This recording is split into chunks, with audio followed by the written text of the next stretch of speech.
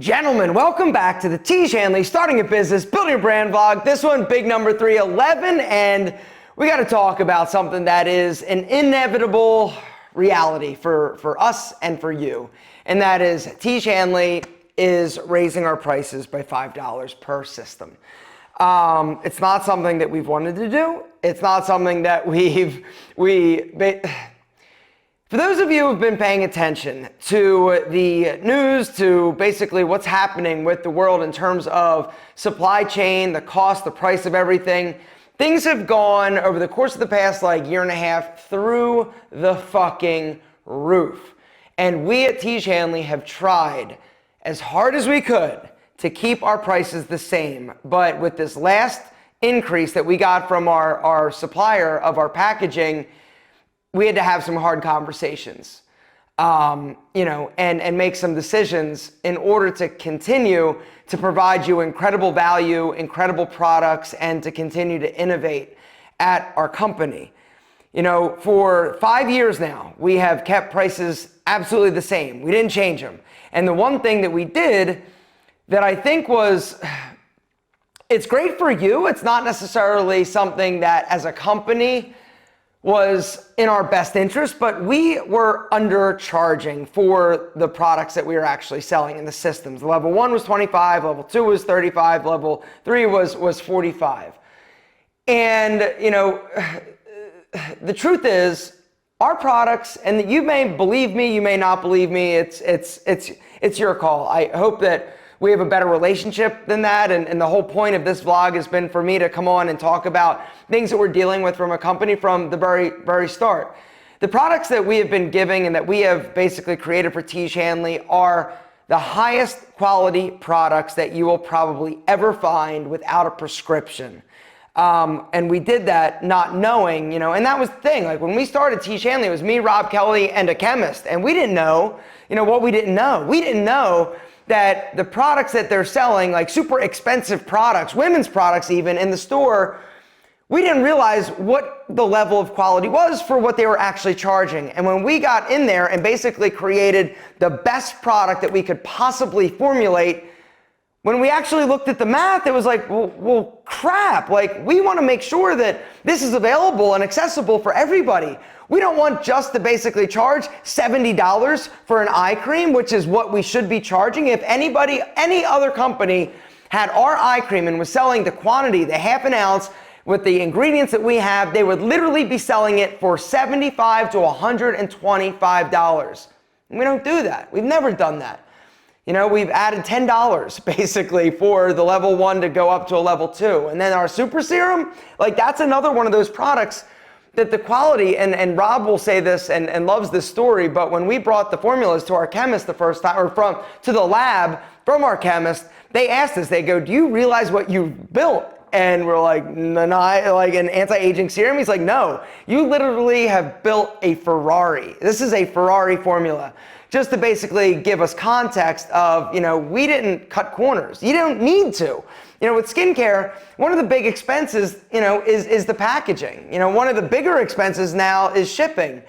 And all of these price increases, just to give you an example, the shipping, right? What used to cost $3,000 to ship over now costs us $8,000.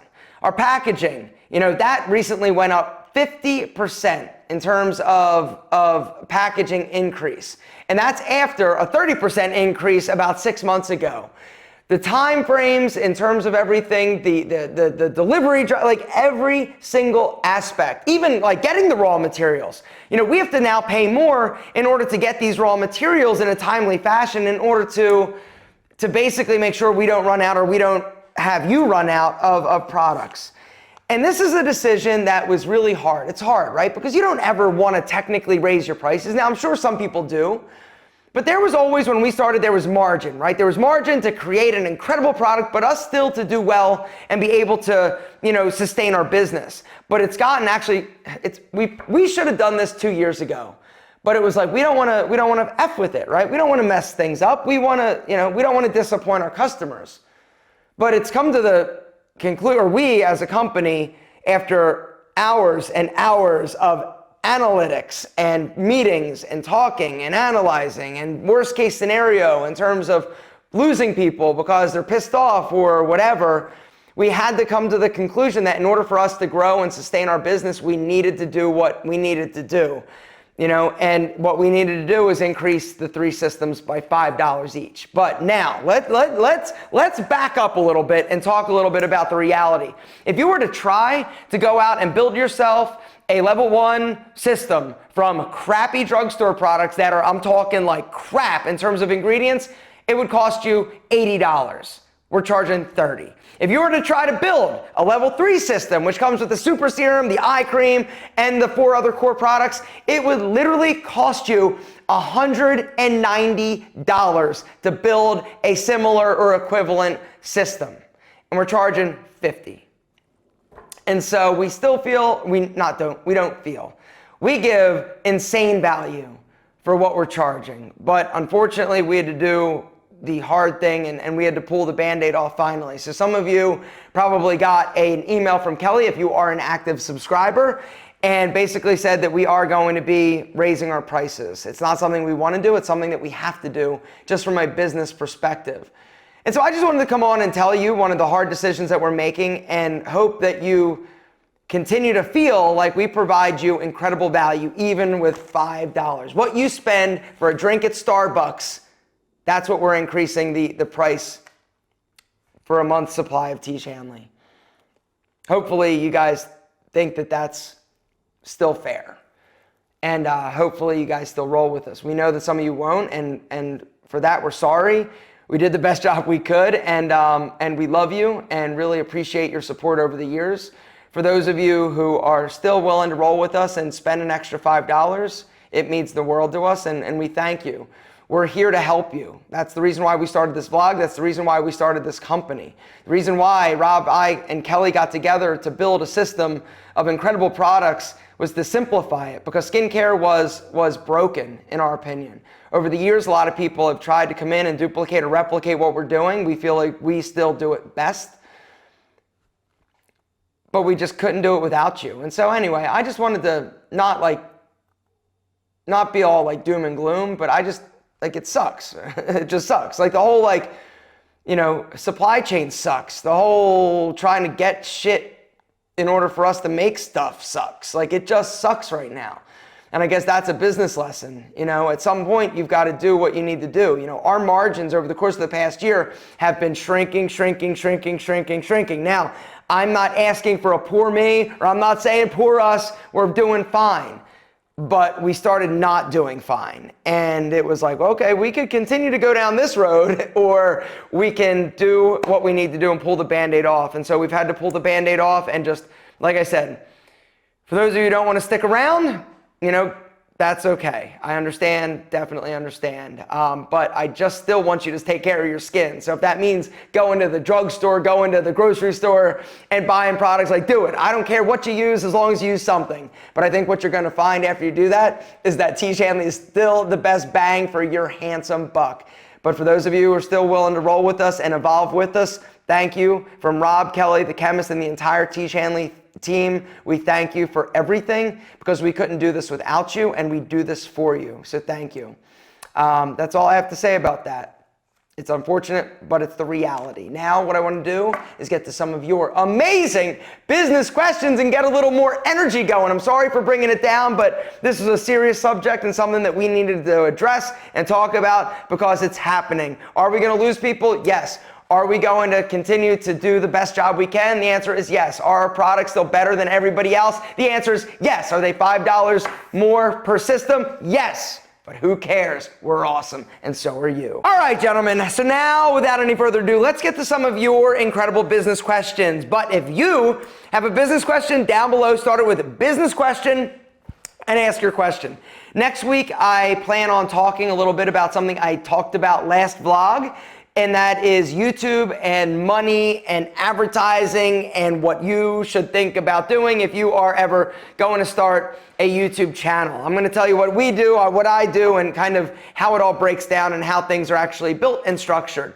Not sure if you'll find that interesting, but if you do, make sure Make sure to tune in next week. This first business question is one that a lot of you guys are going to face, and unfortunately I don't have an answer. You've got to do the work, you've got to do the due diligence, you've got to find something that resonates with you. Anyway, it's from our friend Melvinder Singh. Sorry for butchering your name, brother. You rock. Thank you for being awesome.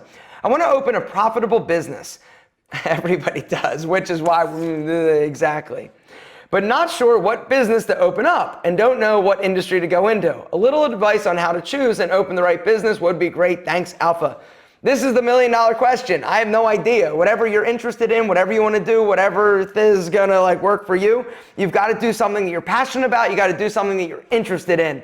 In terms of how to find that, you could Google search, business ideas, how to start a business ideas for under $1,000, business ideas for under $500. Find something that you're interested in, test without spending too much money, and then see what sticks. If it doesn't stick, try something else, but you honestly have to be interested in it or else it's never gonna work. The next business question is another kind of tough one to answer because it's very abstract. It's from our friend Pritham Changappa. Sorry for butchering your name, brother, but you rock. How do you market your new product idea outside of your friends and family circle with as little investment as possible? And do you need to worry about someone copying your idea and trademarking it at the early development stages? So this is a great question.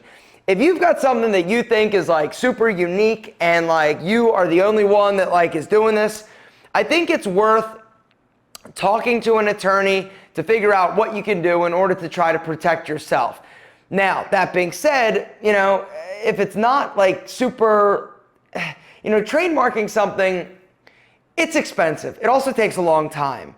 But once again, like you said, yes, somebody can actually knock it off. Somebody can copy you. And if you watch Shark Tank, a lot of times you'll see something that's super unique and they do actually have a design patent or trademark. Patents and trademarks are two different things. Trademarks are much easier to get. Patents, like we said, that actually is the one that takes a lot of time. Typically, you do need an attorney to get involved and it's more expensive. And so really it's a question of, do you feel that strongly that it's something so unique that you do need to worry about somebody knocking it off? Because the other thing in reality is that if you do put it out there and somebody copies you, if you do have a patent or a trademark or whatever, you need to have the ability to defend it financially, right? Tiege Hanley, great example. We have a trademark on uncomplicated skincare for men. We have the trademark on uncomplicated in skincare. There was a company that was actually bigger than us that started to use the word uncomplicated in some of their marketing, collateral. The question is, all right, is it a big enough problem that we are going to fight it? We send them a cease and desist letter, our attorneys got involved. But if they say, you know what, screw you, we're not gonna stop. Are we ready to roll up our financial sleeves and get after them? Because it would cost a ton of money in order to do and worry about. Or do we just be you know what, whatever, it's not a huge thing with you, and we're just gonna focus on trying to grow our company. And so you do need the pockets deep enough in order to defend something like that. In terms of how to market it, that's the $1 million question. That is literally the $1 million question that each and every one of you needs to figure out. How do you market this product, this business, whatever service you're going into, to people not your friends and your family? It's hard.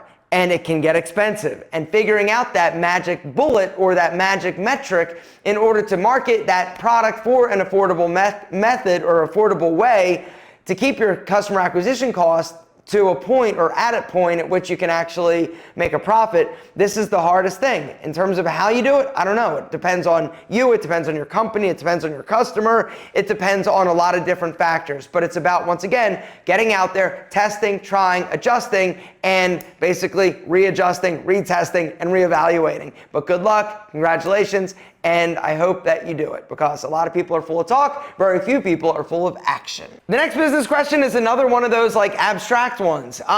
This is what I would recommend. There are a lot of vlogs that we talk about marketing on the Tiege Hanley YouTube channel. Also, Google searching how to market your company, where to go. There are things that you can do and places that you can look. Just asking somebody, or me for instance, from just to give you an example, this next question from Dustin Blankus. What are the most effective ways to get your brand out there to an audience you're aiming for? And where should I start when starting a t-shirt clothing brand? I'm 18, straight out of high school, and just need some guidance. Thanks, Alpha. You know, there's so much. Like, that's the thing that's hard to answer your question, right? There's so much in terms of where do you start? Like, start creating a great product. And then, you know, in terms of where do you market? Once again, it depends on your customer, who they are, where you're going about doing it, how much your budget is. Like, there's so much that goes into marketing. At Tiege Hanley, we literally, 5 years into this, are still trying to figure out the marketing equation. That is the biggest hurdle that any business is going to have to create and figure out. And it takes a lot of time, it takes testing, it takes you basically digging in and rolling up your sleeves and getting your hands dirty. It's not simple, unfortunately. It's about the message, it's about how you're going to market to them, it's about how you're advertising, what is the sales mechanism, what does the funnel look like. There's so much that goes into it. But the first place you should start, obviously, is creating a great product and then trying to figure out some way of creating organic content to talk about your brand, building yourself a brand in terms of a presence on YouTube, on Instagram, putting out content. It's free. That's probably the way that I would probably start. And then testing your brand or your product in the market minimally in order to get feedback so that you can create a better product. You know, having a landing page where you collect people's info so that you can email them and market to them. I mean, there's a lot of things, and it's unfortunately not a simple answer. And so if you've got a specific question about a specific facet of the marketing equation, this is something that I can better help you or give you better feedback. But just how do I market to an audience? I don't know who it is with a product. I'm not really sure what it is. That's a question that's impossible to answer. The next business question I absolutely love. It's from our friend Eddie Chura. Sorry for butchering your name, brother. That's how I roll. How do you come up with your business company brand names? I'm starting a new business again. You helped me a lot going through dark days. Thank you, brother. Okay, so naming of companies. That is one of my favorite things to do. I don't know how you name a company. You know, it's one of those things where it just needs to resonate with you. You look at companies like Uber, what's an Uber? Google, what's a Google, right? All of these things that we have come to know as like brand, like super like amazing brand names, even Nike. Like, I get where Nike came from. It was like, I know it's just something you feel, something that you just connect with. Sometimes brand names actually equate to what the product is, like the Squatty Potty, right? It kind of correlates. But something like, you know, Enemy Shades, it was a cool name that I saw on a sign at a sunglass store that inspired and got me thinking. Pete and Pedro, this was something where it was kind of in paying tribute to my parents, right? Peter is my dad's name. There's Pete. Pedro is a donkey that I had. My mom had a herd of miniature Sicilian donkeys that I grew up with, and so it kind of fit, and it was just like, oh, let's name it that. Tiege Hanley is a name of one of Kelly's relatives that was just like kind of like a cool name. It was on a book and thought it was neat, and so it was literally a family member. You know, it's really, there is no right or wrong way to name a business. You know, like I said, some people name a business because it correlates to what you're actually doing, or it is representative of the product that you're selling. You know, Rolex, for instance. The Greek name for watch is actually Roro, and so, or something like that. I don't know if you roll the R, but this is a little useless piece of information that I recently, you know, found. So did they name the name, you know, Rolex after, you know, the Greek word for watch, Rolo? Who knows? It's all over the board. You've just got to find something that you love, that you like, and go with it, you know, and it's about marketing. Once again, it really doesn't matter what the name is. Uber, Google, you get it. It's about marketing and getting people to identify your brand with the product that you're actually selling. There are two other business questions I'm going to get to. One was a quick one from our friend Lakman Juman. Sorry for butchering it. What's your opinion on an at-home hairdressing service? I think it is great. I think that sounds like a good plan, but once again, it's about marketing. It's always about marketing, gentlemen. And the last business question comes from our friend, wait for it, Anthony. What's up, Anthony? I didn't butcher that for once. Hey, Aaron, how do you know where to price a product at? making the product attractive to the consumer? Is it just trial and error, or should you do it a different way? Thanks. Price, another thing that is a very abstract sort of concept, and there is no right or wrong type of answer to this. Depending on what you're doing and how you're going to sell it. A lot of times, and just basic math, a lot of times if you are going to be wholesaling your product to a retailer who is then going to basically sell your product to somebody, give you an example. All right, Enemy Shades. If I were going to basically create these shades, right? Say it cost me $50 to manufacture the sunglass. If I wanted to then sell it to a retailer, I would wholesale it for basically 2 times what I'm actually making it for. So if I made the sunglass for $50 and I was going to be selling it to a wholesaler, I would sell it to them for $100. And then generally speaking, they're going to mark it up another 100%. So the end product or price on this would be $200. Now, is that an oversimplification? Absolutely. Are there different nuances to it? The answer is yes. Watch Shark Tank. And that's one of the things that you should really, I am a huge Shark Tank fan, and this season has been pretty solid. One thing that I had an issue with, I don't know if it was the first episode or the second episode, but they had one of these guest sharks on, a woman I'd never heard of. Anyway, she's very pretty woman. And she's like, crazy successful, this and that. I'm like, I wonder what she did. She mentioned her company. I never heard of it. And then once they actually got to the montage where they actually explain how she has become successful, I was super disappointed. Because yes, she's successful and did something prior to teaming up with her 2 business partners. But listen to this, right? Her business partners in her new businesses, and she's got 2 of them, are Kim Kardashian and Khloe Kardashian. And I thought to myself, hold up. You can't tell me, like I kind of feel like she lost a little bit of street cred with me in terms of being like the super uber successful entrepreneur. She's no Sarah Blakely, who basically started a business. Oh, interesting side note, Sarah Blakely recently sold her business for $2.2 billion, or the majority of her business, Spanx, right? Great job, Sarah. She's an Atlanta resident, and I have a kind of connection to her through my designer that I'm using for my house. She did Sarah Blakely's home and knows her, and they did some charity stuff together. Anyway, I would love to get Sarah Blakely on. Maybe I can try and work that. That would be an incredible interview. Anyway, Sarah Blakely started with $5,000, went into Neiman Marcus, or no, it was Nordstrom's, was like, hey, pulled up her dress and showed the woman, the buyer, her Spanx. She started from 0. This woman started with 2 mega star influencers that basically you don't need to do anything other than have these people talk about, hey, this is my jeans brand or my denim brand for, women that are a little bit bigger. And this is my other brand. And Kim Kardashian is it doesn't take a great product. It doesn't take a whole lot of strategy in order to be successful when you've got 2 gazillionaire, amazing entrepreneurs as your business partner. So anyway, that bugged me. Do better, Shark Tank. Not that the woman isn't charming and amazing, but come on. Anyway, the pricing, I'm talking about pricing. Watch Shark Tank and watch what some of these companies are doing. Now, I'll give you another example. Fashion Anchor, right? Remember the Fashion Anchor? I'll give you a little inside information. That product cost us for a whole pack assembled 70 cents. We charged, I think, $10 because the margins were great, right? It's an inexpensive product to produce. It was super light to ship. And so that type of product is incredible. And so what are you going to do? You're going to charge $3? There comes a point at which if it's too inexpensive, it's not worth it, right? Or the perceived value isn't there.